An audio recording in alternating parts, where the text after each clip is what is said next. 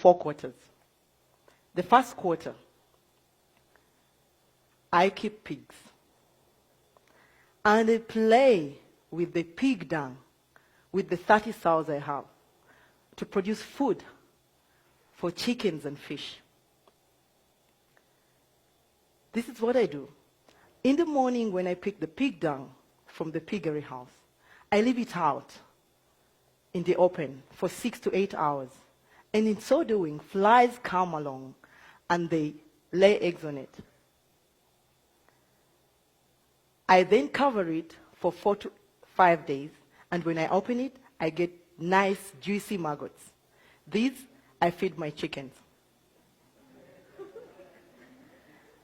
And then, after I've picked the maggots out of the pig dung, I still introduce earthworms.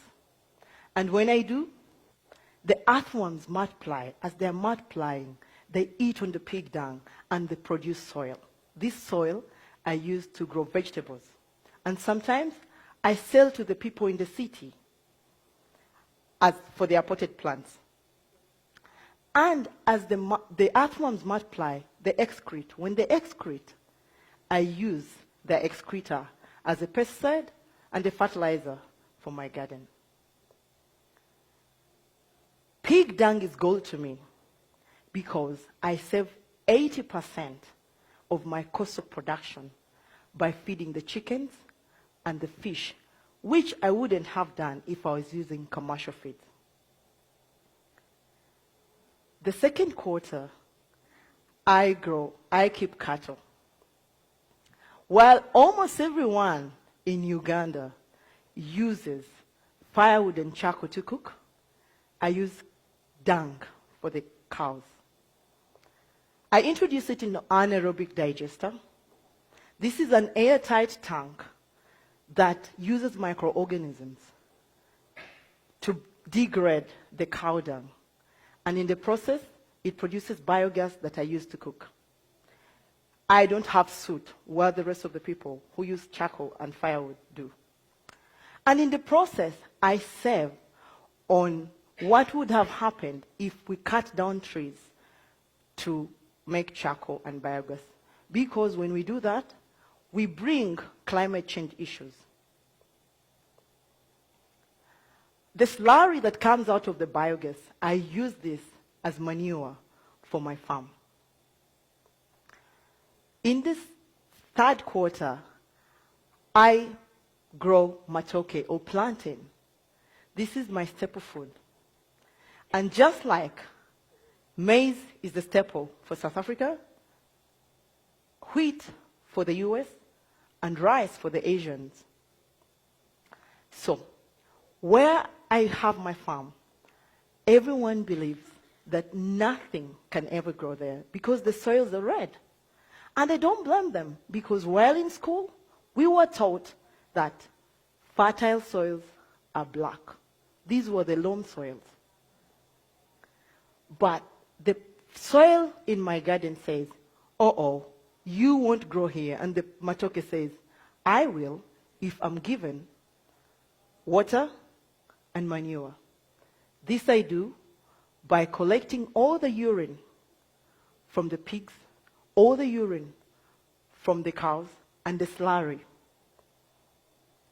If I'm not mistaken, I'm the best matoke farmer in my country. Because in a quarter an acre, I get 30 bunches from this. And on average, I sell each bunch at $10. The fourth quarter, I keep fish. In a space of 2 meters by 4 meters by 1 meter depth, I can keep 500 catfish. I also do aquaponics. This is where water that comes from the fish goes through the plants, and as it goes through the plants filter it because they take the ammonia, the nitrates that were produced with the fish dung. So when it goes through the water and back, when it goes through the plants and back to the water or to the fish, it is clean, oxygenated water for my tilapia. Tilapia needs oxygen. In a space of 8 meters by 15 meters, I grow tomatoes, and I can have 4,800 kilos in 6 months, which amounts to about 2,700 US dollars. I also do hydroponics. This is soilless farming, where cereals like barley are used. They are sprouted and using germination, conditions of germination, that is air, water, and warmth.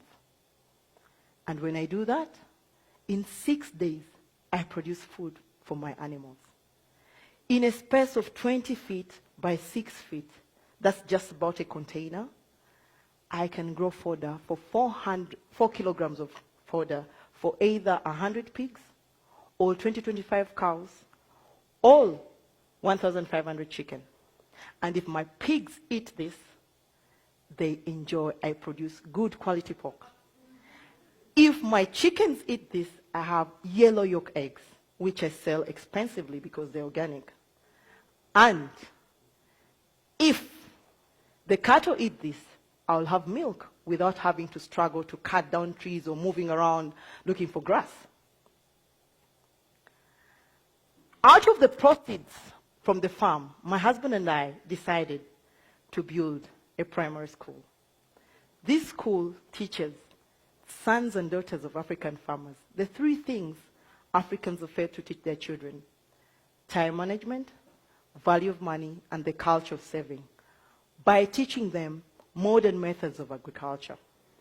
And it's amazing what these young children, their minds can grasp.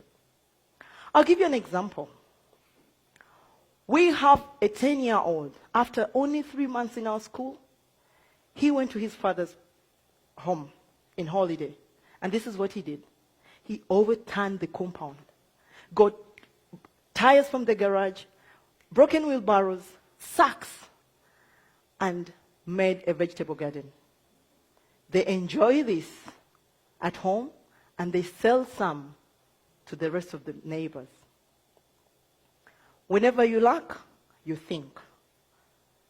Now, when we built the school, we didn't have enough money to build a soak pit.